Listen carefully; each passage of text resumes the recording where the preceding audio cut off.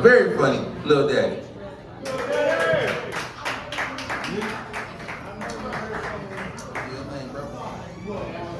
How y'all doing B-side tonight?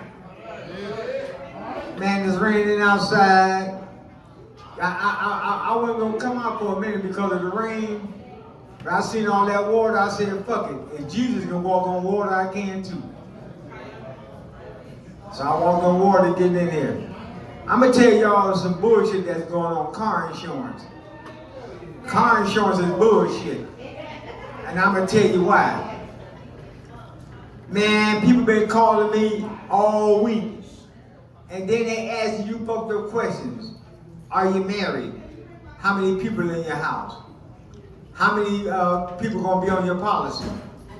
You know, they might well be asking me when the next time I'm gonna have sex. They ask personal questions that ain't got shit to do with car insurance. How many miles you drive a day? Ain't none of your goddamn business. If that's the case, they might as well buy the motherfucking car. But car insurance, like I said, it's bullshit. Do you want a bundle? No, I just want car insurance. Me and the guy got into a hell of a debate about me getting car insurance. How many cars you got? I got one car.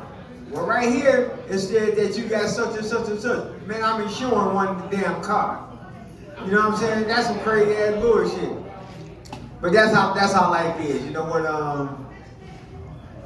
I ain't gonna come up short twice. That's you know I'm Lil Daddy, y'all. I'm a titty man. I love some big ass titties with a wet ass coochie. You know everybody want coochie. Some men want coochie so bad they having surgery just to get one. You think I'm bullshitting? Ask Caitlyn Jenner. Now I like cheese, but I ain't no rat. I like coochie, but not like that.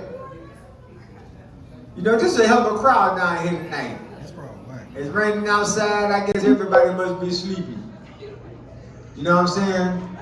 So my wife and I was riding one day and my wife told me, she said, I remember when I first met you. You used to take me to all these fancy restaurants where they made food right in front of you. You don't even take me there no more. She said, that's why I want to go to the night. I said, for real? She said, yeah. Man, she was mad as hell when I pulled up the subway. When they made her food right in front of her. You know what I'm saying? So when I got home, I asked her for some sex. And she said, not right now, because my menopause done kicked in. I said, just pause for a minute, this shit ain't gonna take long. So I was at Walmart the other day shopping. And when I went in there, a guy said, man, you look like a serial killer. I said, I am. I just killed a whole box of Captain Crunch. I said, that's what I'm here for now, to get another box of Captain Crunch. So my wife and I was walking, and I tell my wife to give me a box of Little Debbie's. So she grabbed the Little Debbie's, and I said, you know why Little Debbie got that smile on her face? She said, no. I said, because everybody eating their stuff. I said, yeah, I like fingernail stuff. That's some crazy shit, but I love Little Debbie. You know, so what do you call a woman that want to be a man, but she a snitch too? What? A bitch ass nigga. That's some real shit. So I was on my way to work the other day and forgot to take my blood pressure pill. Man, I turned back around and ran in the house and I grabbed the pill. I didn't grab the wrong damn pill. I didn't grab the Viagra by mistake. Man, that was my first time ever working hard on the job. So when I got to work, this dude that looked like a lady pulled up on me. She said, I see you working hard. I said, yeah, I took a Viagra. She said, for real? I said, nah, this bullshit. I said, you ever took one? She said, what I need that stuff for? I said, well, what'd you do to get your shit hard? She said, I got a strap. I said, a gun? She said, no, you know what I'm talking about. I said, no, I don't. She said, a strap that you strap on the front. I said, I don't know nothing about that shit. That's almost like you get two guys together and he put a strap on pussy on his asshole and then he just bent over. Huh? And that's some real shit. You got a strap on for women, you got a strap on for men. What the fuck is going on here?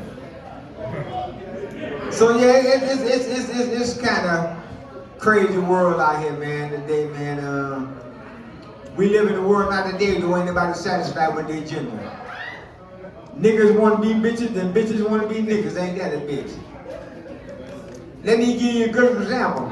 I was at the gas station the other day and I seen this young lady with some big titties. Now mind you, I'm little daddy, I'm a titty man. I asked the young lady, I said, if I lick it, can we kick it? You know what she told me? She said, I don't do gas. I said, I don't either, but I'll be a bitch for a day. I told her, I said, should I eat coochie too? Eating coochie is like eating ribs. If you don't get that shit all over your fingers and your face, then you ain't eating it right. Now, I'm not bisexual, but I bisex. So let me tell y'all how I became a comedian. I had this job working at the pickle factory. And I had that fantasy of sticking my thing in the pickle slicer. I said, yeah, I worked there like about 5 or 6 years, and every day I would walk by, I would look in, I had that fantasy of sticking my thing in the pickle slicer. I even called home and told my wife about it. She said, why would you want to do something like that? What if something happened to it? What am I going to do? I said, honey, it's just a fantasy. So y'all, on my 8th year, I did it. Yeah, I stuck my thing in the pickle slicer. And I went home. I said, honey, I did it. She said, did what? I said, I stuck my thing in the pickle slicer. She said, what happened? I said, I got fired. She said, no, the pickle slicer. I said, shit, that bitch got fired too. So everybody need a white friend. I'm going to tell y'all why. Get you a white friend. I said, I had a white friend that I worked with. And every time we would always argue about religion. So he told me one day that I need to come to his church.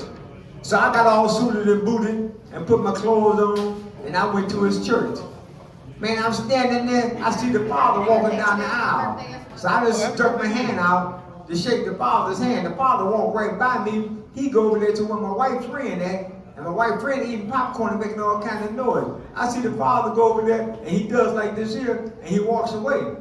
So I go up to my white friend. I said, man, how did you get the father to bless you? He walked right by me and everything, and I'm all suited and booted. He said, man, he ain't blessed me. He said, you pick up that popcorn and get these two motherfuckers out of here. That's my time, y'all. Give it up, man, more, man, in the new side. One time for Lil Daddy. Lil Daddy.